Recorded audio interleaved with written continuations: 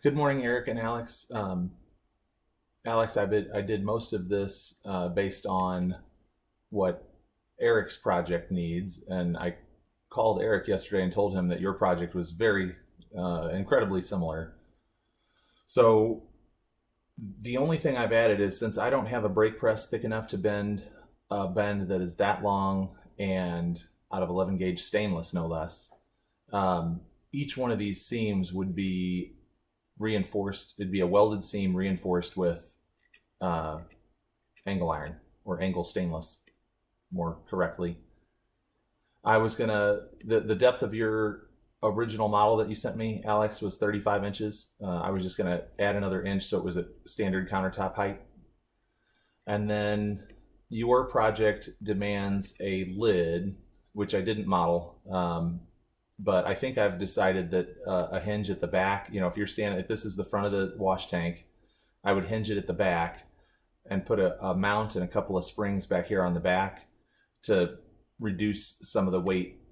I'd have an arm that came up here and then a cable that came down and grabbed that lid, so that when you lifted the lid, it wasn't 100 pounds. Like I said, I had already modeled it so I could weigh it, and that was without angle iron around it, which I would also put angle iron just like I did here, so you would have a sealing surface. So for your project, it's a sealing surface. For Eric's project, it's the mounting surface for these large rollers that he gave me, and for the stand that I have to build for this idle roller.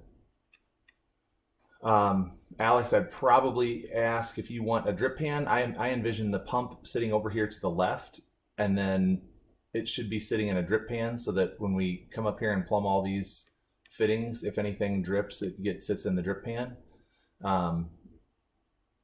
Let me know if you think that that's just an extra expense or not, that you don't need. And then, Eric, this is what, these are the rollers I modeled off of what you had in the back of your truck.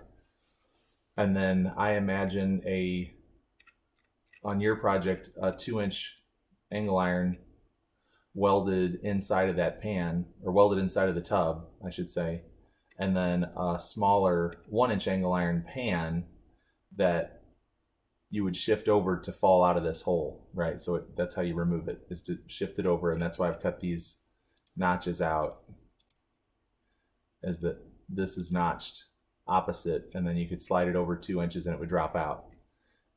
That pan you would flood that pan and capture the bottom 3/4 of an inch of this roller, so that the toe gets sized. I hope I said that correct. And then based on what we said yesterday, I kind of wanted to do a clean out. Eric, you mentioned that the tank is going to be awfully deep. It's going to be hard to clean out. Your pump is going to sit in the bottom of the tank. Let me turn the bottom back on. Alex had already modeled that for me, and it was at an appropriate angle. That's exactly what I would do, is I would just weld it into, after I got the 4 sides on, I would just weld the bottom into it at an angle. So Eric, for your project, the pump sits in the bottom. We fill up the tank as far as you feel fit, and then, pump it up here into this pan, and it overflows and drips out.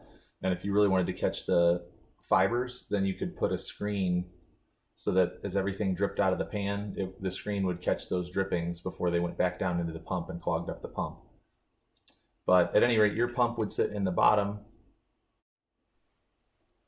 so it might make sense to raise that bottom up. If we put that bottom up here around the spot where he's got his holes for the wash nozzles, that may make a lot more sense, so it's easier to clean out. I wanted to add a tank clean out like a hydraulic tank would have. But in the case of Alex's project with the solvents, I don't think that the solvents are gonna, they're probably gonna eat that rubber seal around the tank cleanout. So that's probably not a good idea. So maybe your project, I just raise the bottom up a little bit, but it would look virtually the same. I could shorten the sides. Once you raise the bottom, obviously I could shorten the sides. We'll just have to talk about it. So maybe you guys want to get together and see if there's any, mutual benefit from building this thing as similar as possible. And let me know. I'll talk to you later.